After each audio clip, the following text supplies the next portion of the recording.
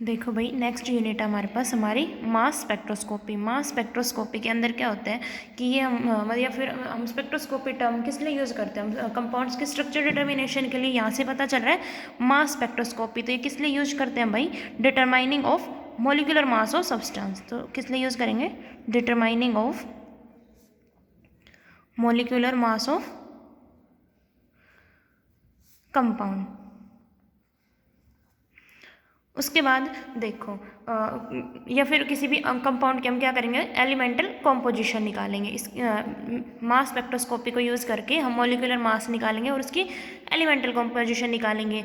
इस टेक्निक के अंदर क्या होता है? हमारा मॉलिक्यूल के ऊपर एनर्जेटिक इलेक्ट्रॉन्स की बीम को बॉम्बार्ड किया जाता है। तो क्या होता है भाई? इसके अंदर जो हमारा मॉलिक्यूल्स है उसका बॉम्बार्डमेंट होता है इलेक्ट्रॉन्स की एनर्जेटिक इलेक्ट्रॉन्स की बीम के साथ। कुछ मॉलिक्यूल्स क्या हो जाते हैं? आयोनाइज हो जाते हैं और किस में टूटते हैं? फ्रेगमेंट्स के अंदर। तो क्या होते हैं भाई? मॉलिक्यूल्स गेट आयोनाइज्ड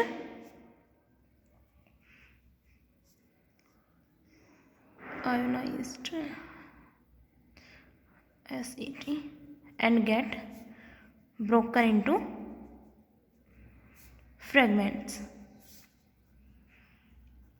तो मॉलिक्यूल हमारे आयोनाइज होंगे और फ्रेगमेंट्स के अंदर टूट जाएंगे। कुछ उसमें से पॉजिटिव चार्ज होंगे, कुछ न्यूट्रल वाले। लेकिन जो हमारा मास स्पेक्ट्रोस्कोपी है वो सिर्फ पॉजिटिव आयंस को ही डिटेक्ट कर पाता है, वो न्यूट्रल स्पीसीज को डिटेक्ट नहीं कर पाता। इसके अंदर हम जो आयन है उनको किसके वे में पढ़ेंगे? जो हर काइंड आयन है उसका एक specific mass to charge ratio होगा। Each ion will have specific mass to charge ratio. और इस मास के और चार्ज के रेशियो के बेस पे हम अपने कंपाउंड की स्ट्रक्चर डिटरमाइन करते हैं। फॉर एग्जांपल हम लेके चलते हैं नियोपेंटीन। ये हमारे पास हो गई भाई नियोपेंटीन।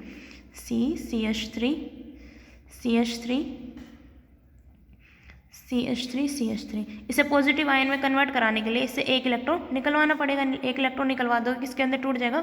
C5H12 positive. ठीक है, मास टू इलेक्ट्रॉन जो चार्ज रेशियो है वो कितना आ जाएगा इसका? 72 इलेक्ट्रॉन एक ही होगा। तो लगभग ये मोलिकुलर मास के इक्वल ही होता है। ठीक है, तो ये हो गया भाई मोलिकुलर आयन। तो जो ये हमारा आयन है इसे क्या बोलते हो आप? मोलिकुलर आयन या फिर पेरेंट आयन। इसको क्या बोलते हो? मोलिकुलर आयन या पेरेंट आयन। अब ये आयोनाइज्ड हमने कर लिया। आयोनाइज्ड करने के बाद हम क्या करवाते हैं? इसका फ्रेगमेंटेशन मास के अंदर। तो इसका फ्रेगमेंटेशन कितनी भी टाइप से हो सकता है। तो जनरली देखो हमारे पास क्या बने मिल सकता है? C4H9+, मतलब एक कार्बन टूट जाए या दो निकल जाए तो C3H5+ में टूट सकते हैं, C2H5+ में, C2H3+ में टूट सकते हैं। ठीक है, ये फ्रेगमेंटेशन कैसे होगा वो अभी हम चैप्टर के अंदर सीखेंगे। जनरली देख लो कि भैया ऐसे टूट सकता है। इसका चार्ज और मास का रेशियो क्या हो जाएगा? इसका 57, वो कैलकुलेट कर लेना, 41-29, क्योंकि ए की वैल्यू तो सब में एक ही रहेगी, एक ही चार्ज है और मास इसका जो मोलिकुलर मास होता है वही 27। ठीक है, तो ऐसे ही हमारा मॉलिक्यूल्स क्या हो गया? फ्रेगमेंट हो गया। और जो फ्रेगमेंट होने के बाद जो ये आयंस मिले इन्हें क्या बोलते हो आप? फ्रेगमेंट आयंस या फिर डॉटर आयंस। ये कैसे करोगे? अब हमें मास स्पेक्ट्रा मिलेगा, उसके अंदर क्या देखोगे कि जो हमारी बेस पीक होती है उसकी इंटेंसिटी सबसे ज़्यादा होगी, या फिर हम कह सकते हैं कि जिसकी अबंडेंस सबसे ज़्यादा होती है उसकी इंटेंसिटी भी सबसे ज़्यादा होगी। ठीक है, और जो बाकी की फिर पीक्स है वो कैसे दिखाई जाएंगी? इसके रिलेटिव में, मतलब जो सबसे हाईएस्ट वाली है या जो बेस पीक है उसकी मानी जाएगी 100% इंटेंसिटी। तो रिलेटिव इंटेंसिटी कैसे देखते हो? रिलेटिव इंटेंसिटी इसकी 100%, जो सबसे हायर पीक मिलेगी उसकी मानी जाएगी 100%। उसके बाद बाकी की उसके बेस पे, उसकी अबेंडेंस के बेस पे निकाली जाती है। तो इसकी 41.5 हो जाएगी, इसकी 38.5 हो जाएगी, इसकी 15.7। ठीक है, अब देखो जो हमारे मोलिकुलर आयन है और बेस पीक है वो दोनों अलग अलग होते हैं। देखो एक तो होगी हमारे पास मोलिकुलर पीक। जो मोलिकुलर आयन की जो पीक मिलेगी उसे क्या बोलोगे आप? Molecular peak. और जो हाईएस्ट इंटेंसिटी की पीक मिलेगी जिसकी आप 100 लेके चल रहे हो उसे क्या बोलते हो भैया आप? Base peak. जरूरी नहीं है हमारी जो मॉलिक्यूलर पीक है और बेस पीक वो सेम हो भी सकती है और वो अलग अलग भी हो सकती है, ठीक है। तो मॉलिक्यूलर पीक और बेस पीक के साथ हमें कंफ्यूज नहीं होना। बेस पीक अलग होती है जिसकी इंटेंसिटी सबसे ज़्यादा होती है। मॉलिक्यूलर पीक जो हमारा मॉलिक्यूलर आयन है उसकी जो पीक मिलती है उसे क्या बोलते हैं आप, molecular peak.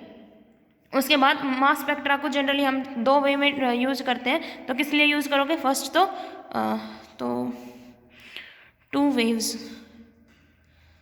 in which mass spectroscopy is used.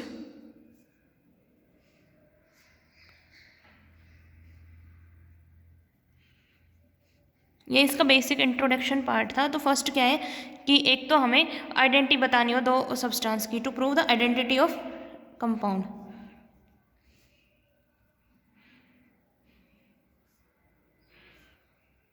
अगर दो कंपाउंड सेम तरीके से फ्रेगमेंट हो रहे हैं, उनकी same base peak molecular peak सब कुछ सेम मिल रहा है, मतलब वो दोनों सेम है, अलग अलग मिल रहा है तो अलग अलग कंपाउंड है। तो दोनों कंपाउंड की आइडेंटिटी को प्रूव करने के लिए हम मास स्पेक्ट्रोस्कोपी को यूज़ करते हैं। सेकंड हम किस लिए यूज़ करते हैं, to establish structure of a new compound, या फिर हमें कोई न्यू कंपाउंड दिया गया है उसकी स्ट्रक्चर एस्टेब्लिश करने के लिए उसका मॉलिक्यूलर फॉर्मूला आप यहीं से कैलकुलेट करते हो। उसके बाद फिर आप UV IR वगैरह सारी चीज़ें यूज़ करके फाइनली उसके जो स्ट्रक्चर उसे कंफर्म करते हो, ठीक है। तो ये था, हम दो वे से जो यूज़ करते थे वो ये थे। उसके बाद क्या मिलता है हमें यहाँ से, एग्जैक्ट मॉलिक्यूलर मास मिल जाते हैं, exact molecular mass of compound.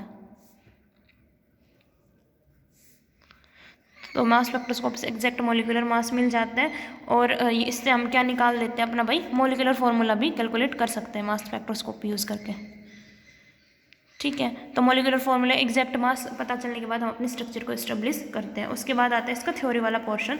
Theory में क्या आता है भाई, मास स्पेक्ट्रोस्कोपी की थ्योरी पूछी जाए, प्रिंसिपल पूछा जाए तो अभी हमने पढ़ा क्या होता है, हमारा जो पेरेंट एटम था, मान लो M था, वो गैसियस स्टेट में था, इसके ऊपर इलेक्ट्रॉन डाला जाता है तो क्या करवाता है, M पॉजिटिव मिलता है हमें, मॉलिक्यूलर आयन की फॉर्मेशन मिलती है, साथ में 2 इलेक्ट्रॉन निकलते हैं।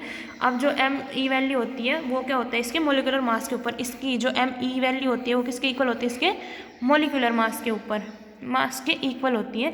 कुछ केस में जो आपकी पेरेंट आयन होती है वही बेस पीक होती है और वो इजीली रिकॉग्नाइज्ड कर सकते हैं, लेकिन बहुत ज़्यादातर केसों में जो पेरेंट आयन पीक होती है या मॉलिक्यूलर पीक होती है वो बेस पीक नहीं होती और उसकी जो अबंडेंस है वो रिलेटिवली लो अबंडेंस होती है। ऐसे बहुत सारे एलिमेंट हैं वो आइसोटोप की तरह एग्जिस्ट करते हैं और जिनके अंदर जो लाइटेस्ट वाला होता है वो प्रीडोमिनेंट करता है।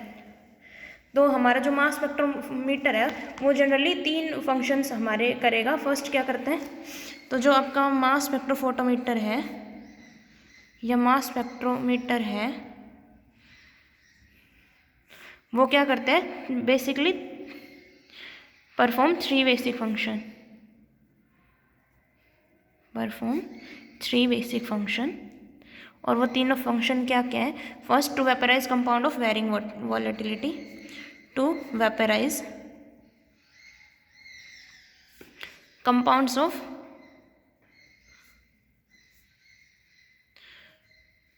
varying volatility।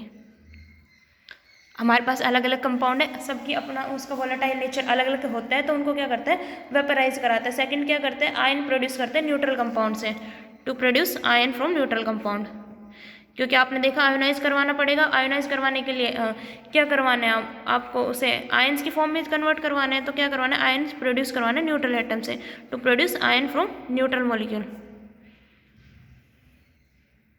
और तीसरा क्या करता है, मास और इलेक्ट्रॉन रेशियो के बेस पे सेपरेट करते हैं, सेपरेट अलग अलग पीक है उनको अलग अलग सेपरेट करेगा। तो मास स्पेक्ट्रोमीटर है वो बेसिकली ये 3 फंक्शन होंगे उसके बेस पे वो इनको सेपरेट आउट करेगा, ठीक है। और मास स्पेक्ट्रा कैसे ड्रॉ करते हो आप, एक्स एक्सिस लेते हो, वाई एक्सिस लेते हो, ये वाई एक्सिस, ये एक्स एक्सिस, इसके ऊपर लेते हो आप ME का रेशियो लेते हो, इधर क्या लेते हो आप, रिलेटिव अबंडेंस। और मास इलेक्ट्रॉन रेशियो के बेस पे हमें फिर इधर पीक्स ऑब्जर्व होती है, उसके बेस पे आप बताते हो जो हाईएस्ट पीक होती है या फिर जिस जिसकी रिलेटिव अबेंडेंस सबसे ज़्यादा होती है उसे आप 100% मार्क के चलते हो, और वही आपकी बेस पिक होती है। बाकी सारों की इक्वल भी हो सकती है, अलग अलग भी हो सकती है, वो आप देखोगे। तो ये क्या ऐसे क्या ड्रॉ करते हो, आप अपना मास स्पेक्ट्रा ड्रॉ करते हो। उसके बाद बात आती है हमारे पास इंस्ट्रूमेंटेशन की। तो इंस्ट्रूमेंटेशन की अगर बात करें, इंस्ट्रूमेंटेशन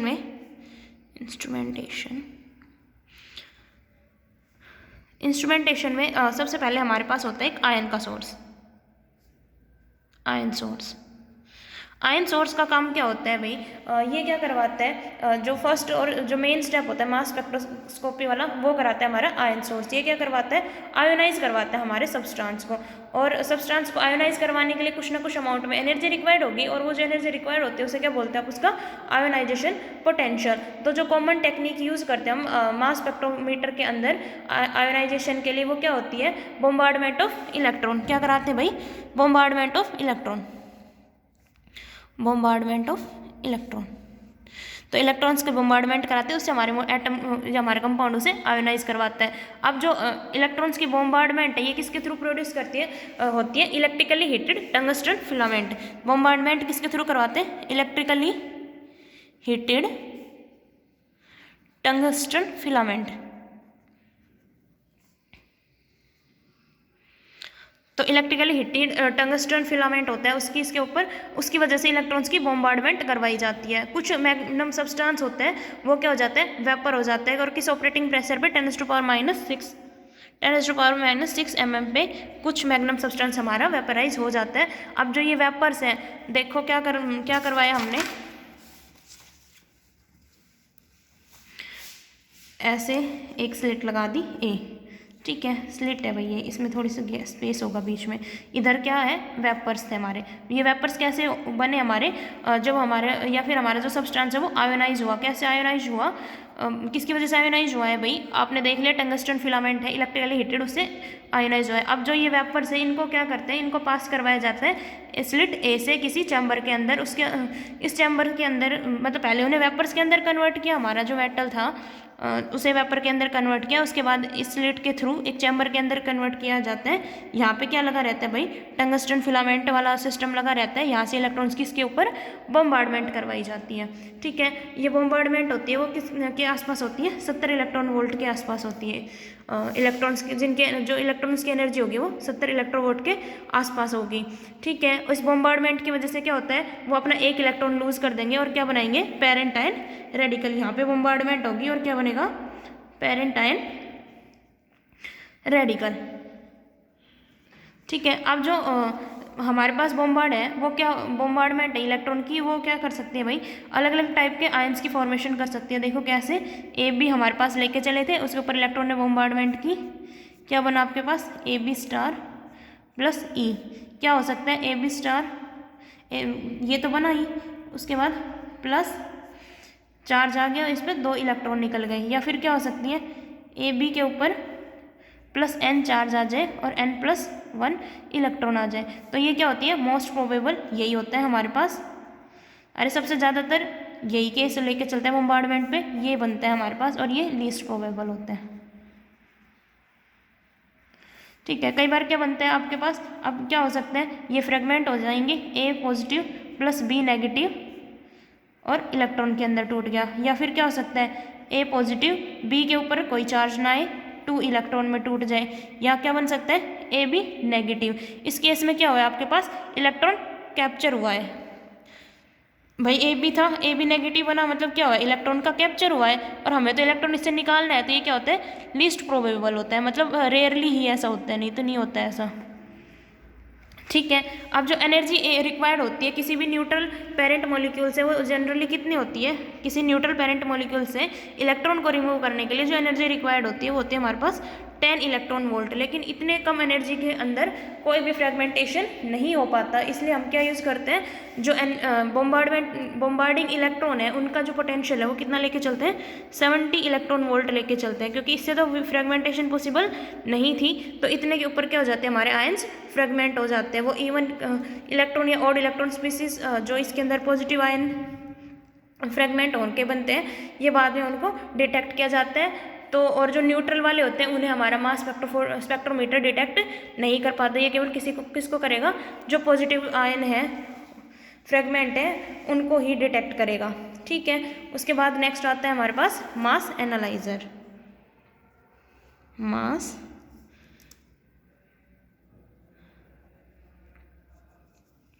एनालाइजर।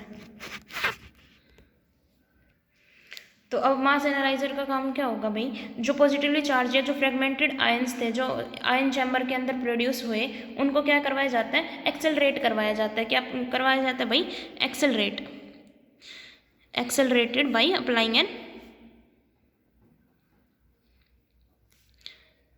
Accelerating potential. तो एक्सेलरेटिंग पोटेंशियल अप्लाई करके उन्हें एक्सेलरेट करवाया जाता है और इनको फिर क्या करवाया, एक्सेलरेट करवाने के बाद इनको मास एनालाइजर के अंदर एंटर करवाया जाता है। मास एनालाइजर क्या करेगा, जो मास और electron mass to charge ratio के बेस पे अलग अलग कंपाउंड्स को अलग अलग कर देगा और उनको फिर जैसे हमारे पास वो था ना, ए से पास करवाया था, यहाँ पे उस पर इलेक्ट्रॉन्स की बॉम्बार्डमेंट करवाई गई। फिर यहाँ पे आती है एक दूसरी स्लिट बी। अब जो ये इलेक्ट्रॉन थे यहाँ पे इनको एक्सेलरेट करवाने के बाद किसके क्या करवाया, मतलब इनको बी से पास करवाने के बाद क्या करवाया जाएगा भाई, इनका एक्सेलरेशन करवाया जाएगा। एक्सेलरेशन करवाने के लिए कोई ना कोई एक्सेलरेशन पोटेंशियल यूज होगा और जो एक्सेलरेट करवाने के बाद फिर इनको मास एनालाइजर के अंदर डाला जाएगा। मास एनालाइजर फिर अलग अलग मास और चार्ज के रेशियो पे हमें अलग अलग पीक देगा। ठीक है भाई, अब तो इनको क्या करवाया जाएगा, बी से पास करवाया जाएगा और बी से पास करवाने से पहले क्या करवाया जाएगा, हमारे ए और बी के बीच में क्या लगाया जाएगा, एक रिपेलर पोटेंशियल लगाया जाएगा। रिपेलर पोटेंशियल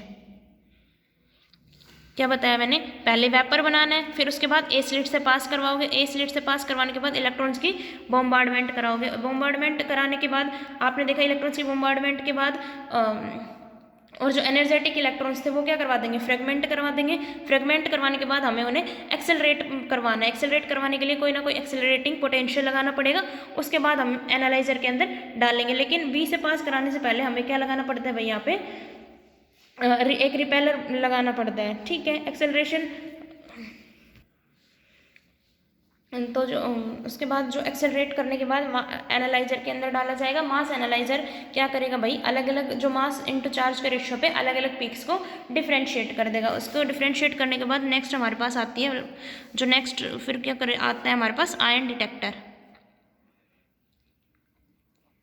आयन डिटेक्टर क्या करेगा, जो आयन्स हमारे सेपरेट किए थे एनालाइजर ने उनको डिटेक्ट करेगा और उनको इलेक्ट्रिकली या फोटोग्राफिकली उनको मेजर करेगा। ठीक है, तो जो आयन कलेक्टिंग स्लिट से जो पास हुए थे एक के बाद एक वो डिटेक्टर के ऊपर आएंगे और डिटेक्टर उनके ऊपर डिटेक्टर पे अपना स्केल होता है, उस पर वो हमें जैसे पीक्स मिलती थी इस टाइप से फिर हमें पीक्स मिल जाएगी रिलेटिव इंटेंसिटी के बेस पे। तो ये थी हमारे पास इंस्ट्रूमेंटेशन इसकी। उसके बाद लिमिटेशन होती है इसकी कुछ, जो मास स्पेक्ट्रोमीटर जो अभी हमने इसकी यूज़ किया क्या होती है कि जो रिजोल्विंग पावर होती है वो लिमिटेड होती है initial separate of translational energy of ions living the source. तो जो सोर्स को लीव कर रहे हैं उनकी ट्रांसलेशनल एनर्जी की इनिशियल स्पीड से वो लिमिटेड होती है। इस प्रॉब्लम को ओवरकम करने के लिए क्या करते हैं हम, मैग्नेटिक फील्ड से पास करने से पहले हम उसे क्या करते हैं, इलेक्ट्रिक फील्ड से पास करवाते हैं। और जो इलेक्ट्रिक फील्ड इफेक्ट क्या करेगा, आयंस की फोकसिंग कर देगा। जो स्लिट लगी हुई है हमारी इलेक्ट्रोस्टैटिक और मैग्नेटिक एनालाइजर के बीच में उनको आयंस को फोकस कर देगा। अब जो ये आयंस होते हैं उनकी काइनेटिक एनर्जी वो डिफाइंड हो जाएगी और जो ये इस टाइप का जो आपका स्पेक्ट्रोमीटर यूज होगा उसे क्या बोलते हैं, डबल फोकसिंग मास स्पेक्ट्रोमीटर्स। ठीक है, तो ये होता है भाई हमारे पास इसकी इंस्ट्रूमेंटेशन।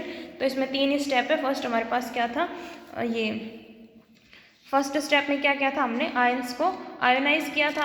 आयोनाइज करने के लिए क्या क्या था, आयन सोर्स किसी आयोनाइजेशन पोटेंशियल वगैरह सब यूज़ करने के बाद फिर हमने मास एनालाइजर लगाया। मास एनालाइजर लगाने के बाद लास्ट में आयन डिटेक्टर। बाकी पढ़ेंगे नेक्स्ट वीडियो में।